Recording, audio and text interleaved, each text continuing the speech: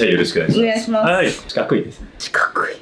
宿毛矯正ですね。やったんですけど、やったんですけど。やったんです。2ヶ月前に。2ヶ月前。これでも。聞いてないですね。そう。あれ？うん？私の中でめっちゃ聞いてる。マジで？ごめんなさい。なんかあれ？めちゃめちゃ聞いてるとこ。あ、そうなんです。ここの癖の。めっちゃ残ってます。なんか少し生えてくると四角になる。いや、だと思うんですよ。結構癖も強そうだし、なんかパワーがあります。すごい。そう。ただ前回の同性が若干甘いの。ここで折れてません？そうなんです。で、その前に何ヶ月前だろう。で2ヶ月が矯正やって、この辺がもう一回矯正やってるんですよ。違うところでいつも行ってる美容師さんとはまた別のところでやってるんですけど、めっちゃ短いのに宿毛矯正をされた感じ。どういうことめっちゃ短い。ショートだったの。これより短くて、で私の感覚ではストレート矯正をしてから切るっていうイメージなんですけど、切ってから矯正された。そう、めちゃくちゃ切ってからどっちでもいいっちゃいいんだけどね。でこんだけしかないのにアイロン当ててるみたいな。伸びきんないって。そうそう。なるほどです。でなんかこの辺から折れちゃった感じ。確かに。ちょっとなんかジリジリしてますね。ちょっとちょっと一回。いい感じに癖が強いですね。めっちゃ強いです。小学校の時に癖毛になって、小学校の時に癖毛にで高校生から宿毛矯正始めたんですけど、なるほど。なんか伸ばした方が綺麗なウェーブになるよって言われたんですけど、この髪質ならないかもしれない。ザラザラしません？しますですよね。なるほど。で4ヶ月前にハイライトを入れたんですけど、後々聞いたら表面しか入れてないんだって言われて。そうなんですよ。表面だけだなと思って、なかなかないと。ハイライトがなければぶっちゃけ結構強めの宿毛矯正ガーンといけるんですけどね。もうだってあれですよね、背が結構あるから、そうするとこのままですもんね。乾かした時はもういつもこんな感じ。えらいことになってる。えらいことになってる。すごいついてあるのか。もう矯正はしたいですね。矯正しましょう。矯正して、なるほど、濃くしましょうね。カット、こんな感じがいいと思う。長さはある程度あった方がいい？いや、もう全然短くしたいです。短くしたい。どんぐらい短くしたいと思います？岩崎さんがショートカットのモデルをやった時ぐらい。結構バスッといきたい感じ。さあ、刈り上げはしたくないです。刈り上げしません。どうしようかな。ハイライトがなかなかパワフルですね。サラサラにしたいですね。いやー、頑張りますね。いやー、そこまで悩ましてしまうとは思わなかった。全然。よし、行きます。はい、お任せください。お願いします。はい、じゃあちょっと後ろお願いします。久々の高難易度宿毛矯正です。もう美容師さんも多分こうすればわかると思うんですけど。まず大量のそぎが結構アイロン噛まないかなって感じなんですけど、あとは2ヶ月前に矯正をしたとおっしゃってるけど、多分の癖残りざらつきですなんで、こうでハイライト、表面にハイライトが入ってるんで、どこまで薬を攻めれるかってことでアルカリ使いたいですけど、ちょっとアルカリ怖いなということで、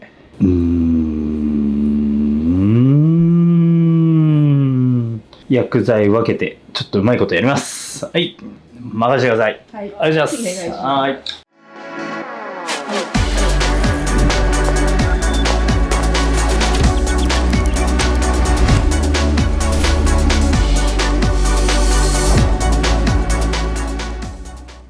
はい、そういうことで今日は宿毛矯正いきます。ハイライトの混在網なんで、やっぱりリスクを取らずに、しっかりとハイライト部分のビビリっていうのが一番怖いんで、そこをリスクは取らないようにしたいんで、完成でいきます。リッチ。根元というか全体ですね。もう全体の癖自体は強いんで、時間差でいきます。ちょっと時間差で。毛先外して塗って、このリッチに対して、スピエラ、タイマーのスピエラですね。ラクトンチョール 33% を 10% で、GMT ですね。GMT を5%。のエステルと呼ばれる、還元剤が 15% プラスでこのシスターミンのクリームリッチ 6.5 に対して入ってます。これで時間を長く置きつつ、毛先ですね、表面と毛先はさすがにそんなに強くできないんですけど、ただ結構じりついてる癖が残ってるんで、トロップに対してスピエラ 10% で、あとはもう時間差と塗布量は一緒なんですけど、時間差で見極めていきたいかなと思います。いきましょう。なかなか内がついてありますね。もう毛量半端ないんですよ本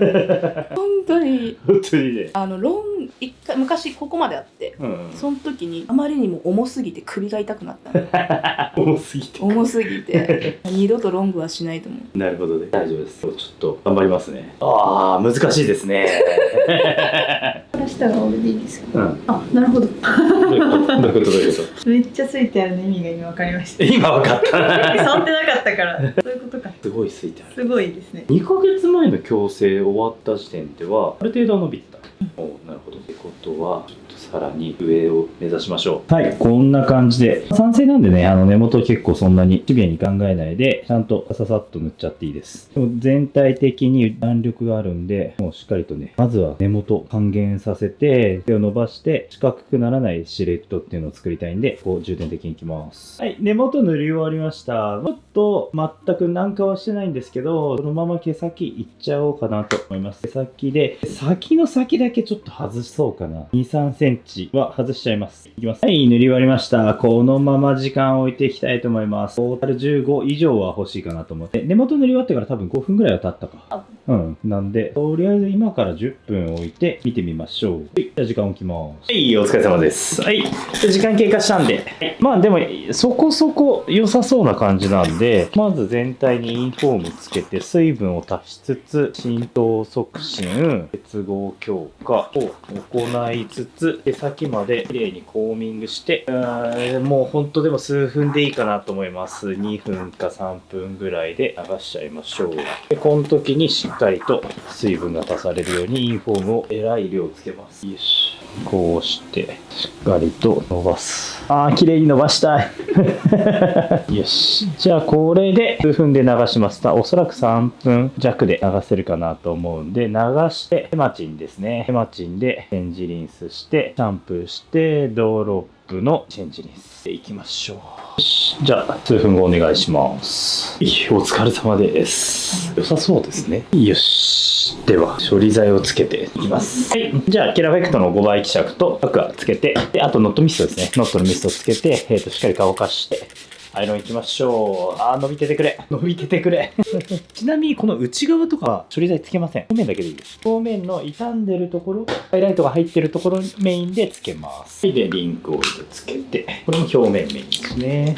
でつけるように入れて、よし。では、乾かします。さあ、浮かんでます。はい。乾かすとこんな感じですね。まあ全然まだアイロン通してないんであれですけど、なんか良さそうな気がします。ここで何がわかるかっていうと、この四角がなくなったのわかります？これが結構一液が一節に効いてる感じ。そしてこのハイライト部分が結構しっかりとした強度がある。安心です。ここまでは結構自信ある。ここから先はまだやってみないとわからないですね。OK。で、ツインブラシのアイロンなんですけど、短いところ、何が難しいって、このショートのしっかり癖がある人のアイロンが一番難しいんですね。ここなかなか難しいんで、ツインブラシは挟めないと思うんですけど、できる限り伸ばした状態でアイロン。指ギリギリ入るぐらいなんだけど、バックは岩崎さんに頑張ってもらいましょう。鼻で笑いました。サイドとトップは任せてください。よいしょ。今日は前髪欲しいです。今日は前髪欲しいです。差し上げましょう。200度でいきます。さあ。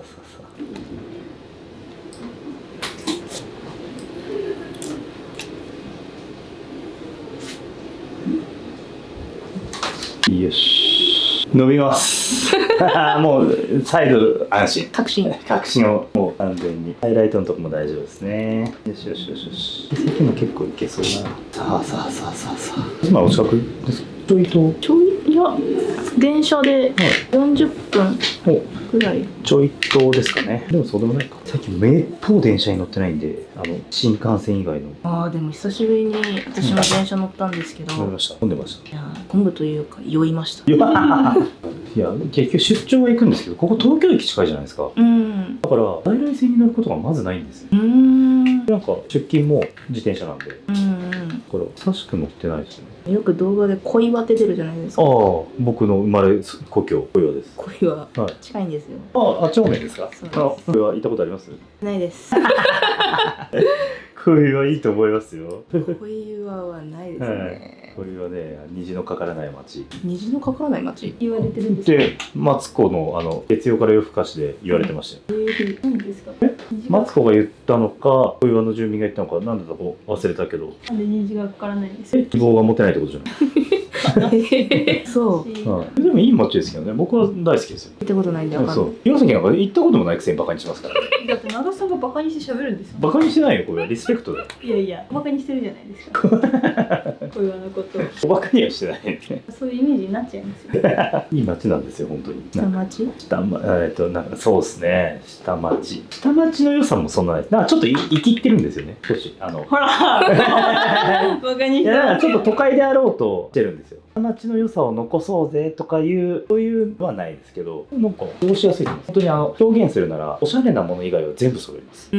そう。しかも値段が安く。だからね、行きやすいと思うんですよね。おしゃれという概念を捨てれば。だから小岩で育つと、あれなんですよ。まず、おしゃれをしたい。ファッション誌とかはもちろん売ってるじゃないですか。コンビニとかで。でも、渋谷とか原宿までは買いに行かないわけですよ。だからもう小学生ぐらいの時は、まあ、小岩のイトーヨーカドーで住んじゃうというか、まあ、我慢するんですけど、小6ぐらいになると、やっぱおしゃれな服が欲しいっていう感情が芽生えるんですよ。そうすると、ちょっとだけ電車で行くと、花の台とかに錦糸町があるんです。花の台とかなんですか？錦糸町。錦糸町大とかですよね。錦糸町わかんない。錦糸町はわかるけど大都会だから行ったことないからね。錦糸町大都会ですよ。え降り立ったことあります？私東京駅でも迷う子だからなんだって錦糸町ってすごいんですよ。大都会です。何がすごいんですか？ちなみに、若者の味方、丸井が。丸いと若者の味方なんですか？丸井行ったことないの？私もないです。ないえ入ったこととかありますけど、別に丸いで買い物とかは私ないかも。ない。なんすかその変な甲高い声は。丸いで何か服を買うってことはないです。ない。俺10代はずっと丸井だったよ。はい、いや、だから小中は錦糸町の丸井で、中3ぐらいの時に新宿に丸井のメンズ館っていうのができたんですよ。そこがもうえらいおしゃれだったんですよ、その当時。おしゃれというか、要はなんだろう、ストリートブランドから何から全部入ってて、流行がもう全部入ってて、丸い面っていう。行ったことない。私も行ったことあるけど、買ったことはない。丸いで。嘘？ないですか？なんかもう洋服とか島村とか。丸いはいいですよ。丸いがまたしかも今は分かんないですけど、確か学生だけどクレジットカードが作れるんですよ。沼だよ、沼。丸いのクレジットカードで人生積んだ人いっぱいいると。そうなんですか？若い頃ね。いや全然丸いが悪いわけじゃなくて、そういう知識がない状態で丸いで多分買い物し放題だと勘違いしたクレジットカードを持ってしまう。いや俺もその一人なんで。丸いのカードあるし、丸いで服買おうみたいな。10代とかそうでしたよ。で、知らないうちにとんでもない額のリボ払いが溜まってくるんですよ。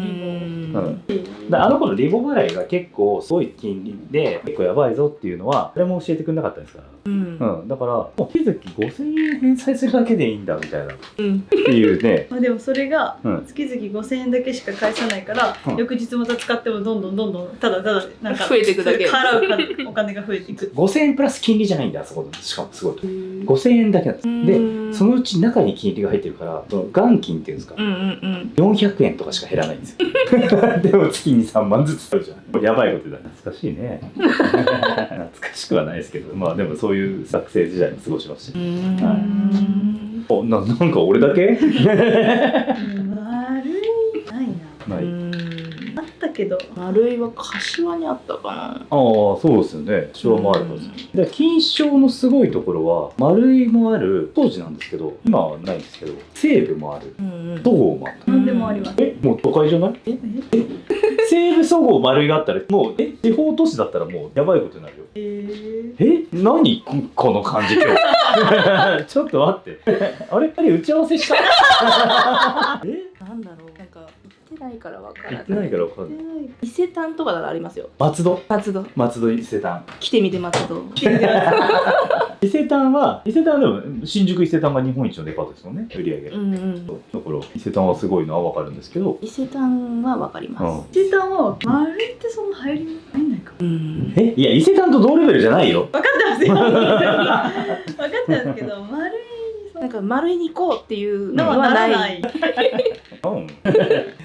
今今じゃないです。いやでもその学生時代とかもないそうはい楽しいですね。中3ぐらいの時かな。しかも学校が東中野だったんで、新宿がちょっと近くて、中3か高1ぐらいの時に新宿にビームスができたんですよ。ビームス？ビームスっていうなんかセレクトショップ&自社でもやってるなんかいうアパレルがあって、それがもうビームス行ったらもう全ておしゃれになれるって思って、ビームスに通ってる時期、月1回は絶対ビームスに行くっていう日が月に1？月1ぐらい。なんですかちゃんといいいやですそんなお金ないもん。ビームスからはにすごい頑張ってなんかアウターとか買ってたかもしれないですね。中3だからね、バイトすらしてないんで。うちらの時代で村スポ派はやりませんでした？村スポはもちろんそうですね。村スポはもう村スポですステーシーの村スポのバッグ、村スポバッグです。ビニールの。あ、そう。いや、わかります。あれは流行ったというか必然的にあれだったっていうやつ。みんな持ってましたよね。持ってない何持ってたの？何ですかアルプラのやつ。アルプラじゃないアですルプラ知ってます？いや僕も最近知ったんですけど。関西にしかないんですかねアルプラって何の略？アルプラザこれ略さなくてもいいやつ。いやでもお客さんと超盛り上がってて、京都出身のお客さんと、アルプラ知らへんのみたいな感じになって、知らないですよ。アルプラ知らない。アルプラそれ何の略ですかってさ、アルプラっつって。がつければいいだけ。アルプラの略ですよもう言っちゃった方がよくないですか？なんか何を中学とかはなんかショップのショッパーっていうんですか、あれとか持ってましたよ。だからそれが村スポだった。なんか私ココルルとか持ってココルルって聞いたことあるの？聞いたすごことある。いちょっとギャルみたいな、ちょっとああ。派手めのココルルとか。僕らの時代でいうあれじゃないですか、アルバローザじゃないですセシル・マクビとか。セシルあ、マクビそうそう、そういう感じです。そういうセシルとか、大体分かるんですよ。ココルルか、フルムーンか、セシルか、リズリサって大体分かれてくる。あ、リズリサは知ってる。ラブボートはない。何ですかそれ。ごめんなさい、知らないです。あれ？何ですか。ラブボートのなんか鏡とか有名だったけど。ラブボートって何ですか。アパレルブランド。全然分かんない。ラブボート、ロキシーとか。でもロキシーは聞いたことある。まあいいっす。なんか今日3人が噛み合わない。噛み合わない。はい。何人認知じゃなくてですか。それそうか2対1。俺だけ噛み合ってない。俺だけで丸いから始まって丸いから丸いは噛み合わない。丸いが噛み合わないってあるの？なんか大体中学がそこのココルルとか買うんって、高校生とかになると高1ぐらいかな、シンズとかビゴが流行りだすね。ファッションブランド原宿とかにあるんですけど、シンズとかビゴっていう服、ビゴウィゴは知ってる。ウィゴわかるよシンズって何のかわかんない。いや、多分あると思うけど、わかんない。アルプラに入ってんの？入ってないですアルプラバカにしますマジで取られればいいんですよ、京都の人に。京都だけなのかなアルプラって。大阪とかないのかな。この間京都行ったけどアルプラ見なかったよ。市内にないですもん。市外、まさかの。市外いない。市内にアルプラなんか見たことないです。アルプラってないですね。イオンプラザならわかるの。になる前みたいな感じですね。イオンに買収されたみたいなイメージ。なんかでもアルプラなんですよ。意地でも。アルプラザなんですよ。いやみんな知ってますよ多分アルプラって。多分京都の人はみんな共感してくれると思うい。ないかな。京都だけなのかなアルプラ。聞いたことないねもし。かしたら関西の人がわかるかも。京都の人も知らなかったらやばくないですか？やばいですよね。私の地元だけですよ。宇治限定。第5なんですよ。私が言ってたアルプラは。第5限定。第5限定なんで劇。でも多分いる人はいっぱいいると思う。なるほどね。バカにしてたいんですよアルプラも。いやバカにしてない。どっちかというと丸いバカにしてるでしょ。悪いバカにしてないですよ。言ってないです。うん。悪いは行かなかった。さあもうすぐ前が終わりますよ。めっちゃストレート。なってます。2液つけてもこれになってるのが理想です。でも宿毛矯正したらはいしばらく髪の毛染めらんないんですよね。いやそんなことないですよ。うん染めてもいいけど今日は本当はカラー同時で行きたかったんですけどちょっと宿毛矯正の難易度が高いんで固定剤使いたいんで今日は普通に行きましょう。ちなみに普通に固定剤しっかりやっちゃえば3日後ぐらいからカラー。で48時間以降だから丸2日以降だから3日後ぐらいからできるんでなんか髪の毛長くなった。僕らだいぶなりましたね伸びててくれ固定剤つけて戻るなよって思いながら入ろうしますいやー久々にちょっと難しいかもって思いましたいやしかもなんか最近だと応募していただいてる方って、若干エイジング棒で尻つき系の難しさの人が多いんですよ、あとなんかそれでもいろいろやっちゃって髪質改善もやりました宿毛矯正もやりましたとかそれで難しい人が多いんですけど、今日は普通に癖の種類が難しい色目癖なんだけどハイライトが入ってるパターンでも酸性だったら結構うまくいくと思うんですよねうまく馴染んでくれ。よしまさか自分が難易度高いとは思ってる。思ってない理想はこの仕上がりなんですよ。一回触ってみる。すごくないですか？これ違う。いや、今までの宿毛矯正とちょっと違くないですか？そういや、固定剤つけて乾かしてこれが理想なんですよ。この辺からだけ。こっちは私は襟足を頑張り。襟足頑張ったね。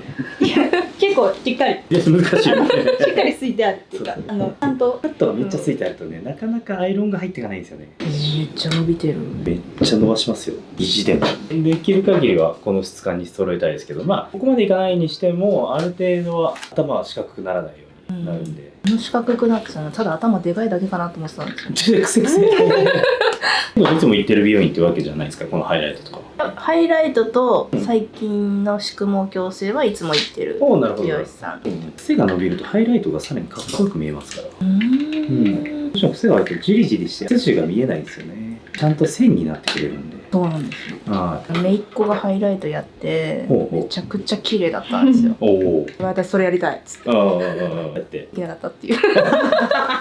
なんか違うみたいな。なんか違う。いや、おそらく普通に癖の問題だと思います。ハイライトとしては結構綺麗に。あ、ハイライト入ってる。あ、いいね。でもなんか違う。あんたとなんか違う。髪質の問題でしたね。めっちゃまっすぐ。そうなんです。髪の毛減った。減りましたね。見てると黙っちゃいますね。わかる。ここ最後の最後の仕上げのとこなんで僕も黙っちゃう。ちょっとアイロンも少し見ていただこうかなと思うんですけど、酸性の薬っていうのはやっぱり還元が弱いんで熱による伸ばしが必要なので、これぐらい時間を置いてます。ゆっくりゆっくり置いてボリュームを取る。できる限り細かく取ってツインブラシでしっかりと引っ張って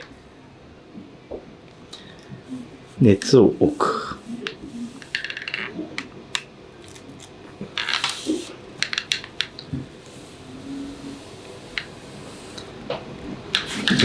かなり熱をゆっくり置いてあげる作業っていうのがないと、なんとなく手触りも悪いままだし、さらに癖も伸びない、頭も小さくならないっていう感じになっちゃうので、しっかりと置いてください。はい、お疲れ様です。アイロンが終了しました。だいぶ頭が小さくなったんじゃないでしょうか。じゃあ、このまま乳液ですね。セカンドローション。今日はオキシでいきます。酸性だと、基本的にブロムの方が酸化はしやすいんですけども、ちょっと柔らかさ出したいのと、しっかりとね、ボリューム感っていうのも出したいんで、どっちかっていうと僕は柔らかいオキシの方が好きです。メテオ 20% 入れていきます。はい、じゃあセカンドローションオキシ OX の方ですね。に、メテオ 20% 入ってます。ローションタイプなんで早いです。ちょっと冷たくなります。もうバーッとつけてコーミングって感じですね。この時に本当に超しっかりつけるっていうのを心がけてください。バーッとつけてコーミングしていきます。で、ある程度ついたらコーミング。癖戻りすんなよっていう願いを込めながら、まあでも大丈夫そうっちゃ大丈夫そうですね。で、これを2、3週繰り返しましょう。もちろん顔に垂れないようにと首に垂れないようにって気をつけながらリキッドを全体に塗布して、で5分後にシャンプー台に移動して今度シャンプー台ではもう1回つけます。そしてメテオが入ってるんでできれば10分置きたいんでシャンプー台でもう1回5分っていう形ですかね。その際にシャンプー台に移動する前にメテオ原液で追いメテオをします。表面メインでいいんですけど、それしてあげるだけでしっかりとツヤ感っていうのと柔らかさっていうのがさらに増してくると思うんで、それも行いたいと思います。で、後処理はしっかりとシャンプーの前にヘマチンとジャックエッジでレンジリンスでシャンプーしてアルミのコアミの R ラインですね。でしっかりとシステムトリートメントしてもらいます。こんな感じでお願いします。はい、5分経ったんでもう1回いきますね。この5分でなんとなくこのちょっと戻った感じわかるんですけど、それでもこう間違いなく矯正が効いてる感じはすると思うんで、本当に自然な感じでいいんじゃないでしょうかね。バーっとつけて、もちろんシャンプー台でももう一回つけるんですけど、とにかく酸化不足が一番ダメージの原因とかになりやすいんで、酸化不足にならないように2液はしっかり入れます。パーマってそうなんですよ。1液でどうこうじゃなくて、1液も大事なんだけど、2液もかなり非常に大事な要素になってくるんで、しっかりとつけてください。もう本当につけときたいぐらいですね、2液に。ね、さすがにそういうわけにいかないんで。で、メテオのスポイトスポイト上切ってあるやつですね。もうほんと表面メインで。もう2液にすでにメテオは入ってるんですけど、この表面っていうのはもっとね、しっかりと艶出していきたいんで、表面メインでいいです。あんまりね、つけすぎちゃうとね、無駄遣いしてもしょうがないんですけど、表面にこうやって馴染ましてあげると、艶感っていうのがさらに良くなります。特に表面だけハイライトが入ってるんで、ここら辺に作用してくれるといいかなと思います。さっきの感じで、このままシャンプー台で寝てもらったら、もう一回加水つけて、コーミングして5分置いてもらいます。お願いします。さあ、お疲れ様でした。お疲れ様です。はい。今日は前髪を作りたい。はい。前髪欲しいです。はい。前髪行きましょう。差し上げます。じゃあ、そんな感じで、頭小さくなったら分かります？違くないですか？今までと。四角くない。あ、違う。そうなんですよ。多分、今までの矯正とまたちょっと一味違うのかなって。いや、前回2ヶ月前にかけておっしゃってたんですけど、ちょっとだけやっぱりなんか、ざらつきが残ってたんですけど、それをね、できる限りなくして、なんか柔らかい。柔らかい感じで、完成の宿毛矯正、来てます。前髪をまず邪魔だと思うんで、やっちゃいますね。はい。よし。じゃあ、パッと解説しながらいきますが、とりあえず前髪は今このままだと邪魔なんだけど、前に下ろしておきたいんで、少し邪魔にならない位置で粗切りします。はい。まずはこれでいきましょう。持って短い方がいい。はい。OK です。短い方はいいんだけど、顔周りすごい短くしちゃうとあれなんで、今日はショート。ハンサムショートに近い形だけども、ちょっと長め。あれが欲しいです。あれあれとはくびれ。くびれ。任してください。行きましょう。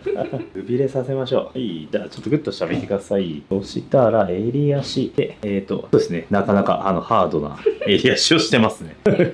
これはもう、バリカン入れた跡があるんですけど、入れちゃっていいんですかね。バリカン、別に。ある程度は大丈夫かなって感じ。よし。じゃあ、まず短くしますね。レザーでアウトライン切りましょう。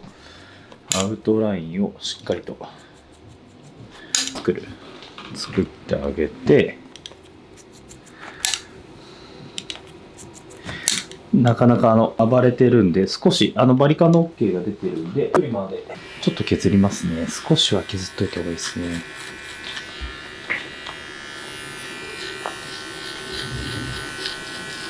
このうなじのところも少し削ってタイトにしちゃいます。よし、OK。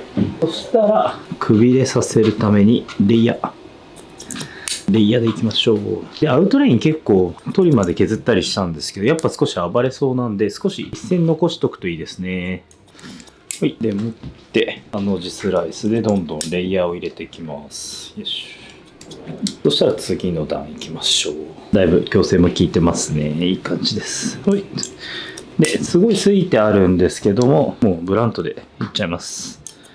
ラインがまだ見えづらいんだけど、しっかりと矯正が効いてると信じて削ります。ハの字で後ろに引く。後ろに引くことによってくびれのあるスタイルっていうのになりやすいですね。ハの字で後ろに引きます。よし。なかなかめちゃめちゃついてあるスタイルなんで、ガイドとかちょっと動画だとわからないかもしれないですけど、しっかりとずれないように切っていきます。そしたら、はい、ここから上はそんなについてないんで、ガイドが見やすいと思います。ハの字スライスで後ろに引いて切る。後ろに引きます。で、顔周りの長さはドライで切りたいんで、ほとんど切らずに残ってる状態を目指しましょう。後ろに引く。後ろに引いて、こんな感じ。真正面向いてください。そしたらこういう飛び出たところ入りつつ、襟足はちょっとすいてもっとタイトにしたいですね。よし。で、トップは丸みさを残したいんで、グラのまんまいきます。こう、指で角度を補正してあげて、丸さを残す。ここにくびれができるように、こうして、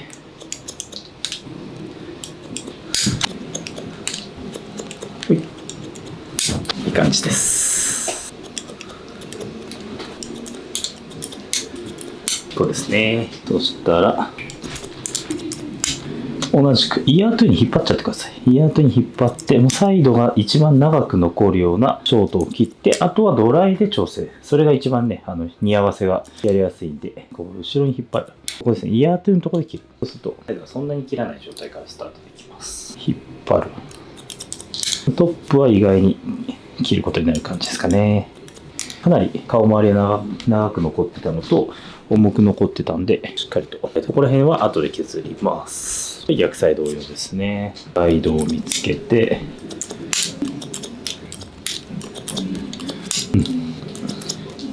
ここら辺は切るとこ多いですね。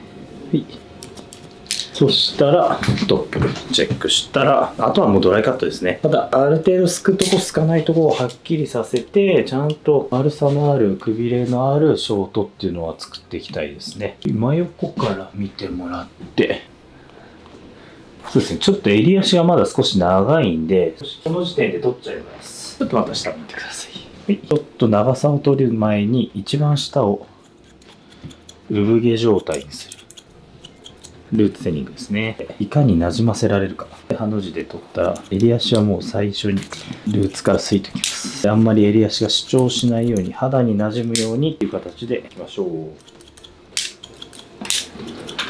OK。じゃあ、あとは乾かしてからいきます。さっきもついてるんですけど、ちょっとオイルノットミストでいきます。リペジャーとレブリンさんの効果でツヤを出してくれるのと、細かいうねりっていうのを取ってくれますね。あとリンクとオイルですね。切られてる時全然痛くないですね。切られてる時全然痛くない。痛かったんですか今まで。なんかすっごい切られてる感じが。ハサミがね、めっちゃ切れるんですよ。そうすると切られてる感覚ないかもしれない。全くない。自分でプロデュースしたやつはあるんですけど、でも高いんですよ。ちょっと。あれ西さんとのやつです。あ、そう、西さんと、ご存知です。さすが。めっちゃ見ました。めっちゃいいハサミなんだけど、ちょっと高いんですけど、やっぱお客さんもすごいって言ってくれます。そうなんです。ありがとうございます。乾かします。お疲れ様でした。お疲れ様です。はい。めっちゃいい。違くないですか？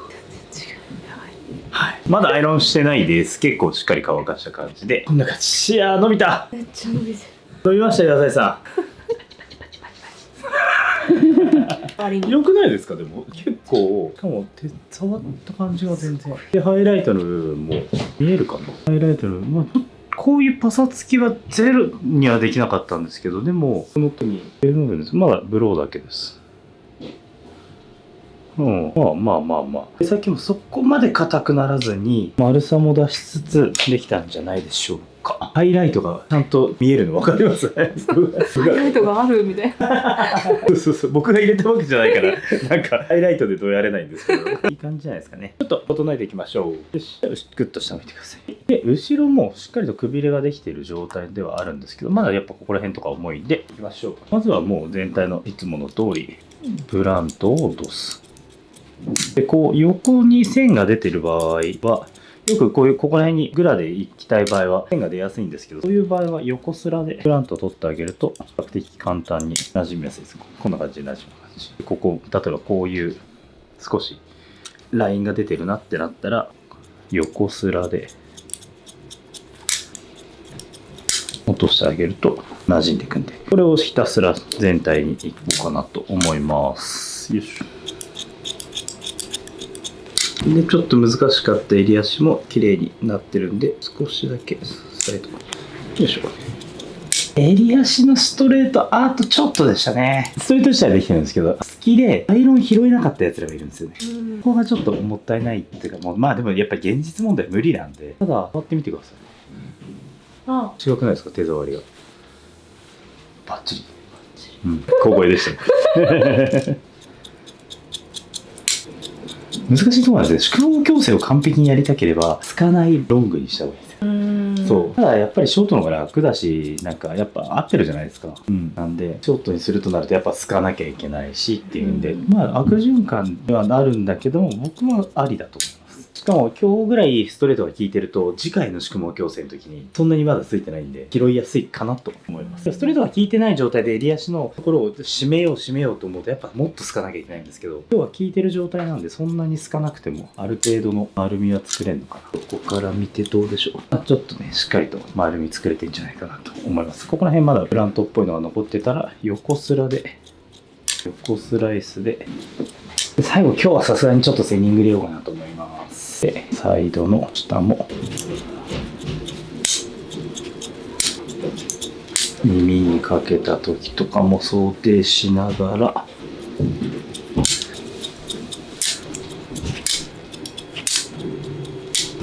いやでも久々に楽しい高難易度宿毛矯正でした本当まさか自分がそこまで高いとは。でも仕上がりなんかいい感じでよかった本当にもうちょっとなんかもう簡単だからうんちゃちゃってなって終わるのかなと思って。全然やっぱ仕上がり違いますよねこんぐらいちゃんとやると悪いんだもん。ちゃんとここが四角くないのとあとは丸くこの形これに沿って好きこれ好ききた前髪はそんな短くない方がいいですかねこのままちょっともうちょい切って流す感じでいきます、任せますもう。ああもう任せます。その方がいいなんか余計なこと言ったらいや変にはなんないけど逆方向に引き出して流す方向と逆方向に引き出してセニングで落とすで最後ちょっと一回レイヤー入れとくそうすると馴染みやすくなるかなよしまとまってる。まとめますよ顔周りを少しセニングでこっちの顔周りもここです。この前髪とサイドのここが一番厚みたまるんでこの厚みのところを取ってセニング僕めったにセニングでガンガンいかないんですけど今日は行きます行かないと。行かないとでももう丸くないですかてか少ない。少ないそうなんです耳後ろもつきますいや髪質的にねスライドカットでいったら多分逆に変な形になりそうなんでセニングで攻めちゃいますでもハイライト入っててよかったですねすごい綺麗いい感じこの今日切ったこの中段のところですね中段が一番今日ここにくびれを出すために切ったんでここら辺をセニングで取ります。この N スペックの滑りいいから20目は。だからついてもそんなにバサバサにはならない。だけども基本的には僕はSTR のスライドカットシザーでスライドするけど今日はしっかりと取りたいんでセニングでいきましょう。いきます。もうセニングはバサバサにならない。しかも矯正が効いてるから間違いないと思います。OK。一回これでストレートアイロンでメテオの熱処理っていうのをします。メテオ自体をしっかりと効かせるために最後熱処理をすることによってトリートメント効果っていうのがさらにアップするんでいつものやつです。今日は今何時間2時半からでしょうね。はい。今5時15分3時間弱ですね。でも矯正でカットで3時間は僕の中では長めです。私すごい短いです。長いよね。まあまあまあまあまあ長い方かなって感じ。でも5時だからもう外は暗くなってきてますね。冬だね。あっという間です。あっという間です。良い子のチャイムは4時半ですからね今。4時半？そっか冬は。はい。確かに。ここもね鐘は聞こえるんですよ。銀座に対面小学校っていう。なんか来る時にあったやつですかね。制服がデザインがアルマーニっていう。法律なんですよでも。アルマーニ。はいすごいですよね。小学校の時制服なんてなかったですよ。私服ですよ。中央区全部制服なんですよ。どこの小学校。あもう私立とか関係なく。公立で。私立の小学校って中央区あんのかな。どこにあるのかな。なさそう。さすが中央区ですね。本当ですね。本当ですね。金かかってる。いや本当岩崎さんの税金で中央区に払ってるでしょ。はい。中央区に住んでますからね。これは払わせていただいておりますよしっかり。これでちゃんと小学校が運営されてると思えば気持ちよく払えるね。小学校では気持ちよくなる。確かに。こんな感じでいい感じですね。前髪もうちょい軽くします。ツヤが出ました。みんなこんな気持ちなんですね。なんかね今まで出会ったことない感じやとなるじゃないですか。メテオめっちゃ良くないですか。メテオで矯正がメインなんだけど。なんかね。いや手触りの違い感じていただきたいですね。確かにみんなこんな気持ちなんですね。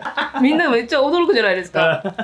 本当かよ。結構大げさなのかなと思ったんですよ。なりますわ。なりますわ。そうなんです。これ持ってますよ。あ、持ってますか。アローディアデンソオイル金木犀ですね。この匂いいいですよね。いいですよね。よし。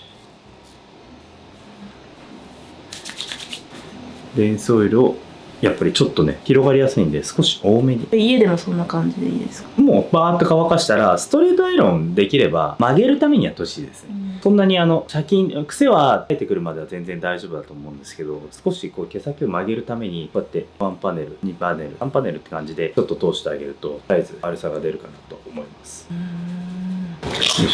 めっちゃすっきり。ね、全然違います。入れしもうちょい切ります。バランスです。バランスをちょっとこれクロス外して、ちょっとレザーでいきますね。ドライのレザーなんでちょっとジリジリします。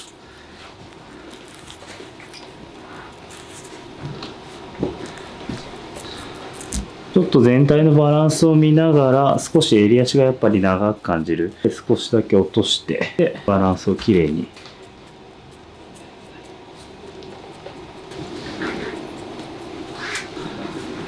ちょっと削いで。よし。OK、お疲れ様です。めっちゃいい。変わりましたね。めっちゃいい。いい。いい。いいです。こんな感じ。あ、なってる。くびれがある。くびれがある。本当はね、もう気持ちすいて、上にこうクッと上がってもいいんだけど、でもあんまりやりすぎちゃうと今度癖出てきた時に大変だから、今はこのバランスぐらいでちょうどいいかなと思います。めっちゃいい。で、襟足も少しすっきり。めっちゃすっきり。お疲れ様でした。お疲れ様です。めっちゃいい。来ました。みんなこんな気持ち。ねえ、本当ですね。みんなこんな気持ちなんですね。いや難易度高かったです。ちょっと説明だけごめんなさい。はい、お疲れ様でした。お疲れ様です。はい。今日は、結構しっかりめの癖、プラスハイライトと、あと、髪の多さですね。ちょっと多めの、モデルさんを招いて、宿毛矯正。ただ、ハイライトが入ってるんで、完成ストレート、ブリッジにスピエラ、GMT を混ぜて、で時間差で毛先まで行くっていう形で、やらせていただきました。カラーもね、同時施術、ちょっとさすがに難易度が高かったんで、今回は、2液、平均メテを入れて、ツヤ感のある宿毛矯正っていうのを仕上げて、であとはショートですね、ショートのカットっていうのも、かなり疲れてる状況からの、しっかりくびれを作るやり方っていうのをやらせていただきました。はい、そんな感じで終わります。お疲れ様でした。ありがとうございました。あー、お疲れ様でした。めっちゃいいもん。お疲れ様でした。めっちゃいい。いいですよね。いや、よかった。すごい。ちょっとビッグアンに一緒に見たいぐらいですよね。ちゃんと耳かかるんですよ。絶対かかんなかったですよね。かかんない。いや、癖と髪の量だ。かけてもボトッと押してくるんですよ。よかったです。ありがとうございます。はい。めっちゃいい。私初めて満足したかも。ありがとうございます。めっちゃ嬉しい。全然違う。この前泣いちゃう人いたじゃないですか。泣いちゃう。ああ、レイヤーの人かな。何人かいらっしゃいましたね。そう。ぐるぐるって来られた。気持ちめっちゃわかるな。いや難易度高いですね。高いんだ。いや難しかった。ありがとうございます。はい、ありがとうございました。またよろしくお願いします。ぜひ、はい、じゃあ。ありがとうございます。お疲れ様でした。どうですか、今年の抱負は。今年の抱負は。まだ私は年越した気分じゃないんですけど。それ、難しいね。撮影は12月だけど、今年の抱負を言わなきゃいけないですね。休みは11月させる。お、すごいじゃん。抱負は何ですか？抱負？今年の抱負。今年の抱負？休みなく駆け抜ける。いやもう無理無理。合ってない。はい、じゃあ2023年も楽しみましょう。まだワールドカップやってる。おい、バラすな。お疲れ。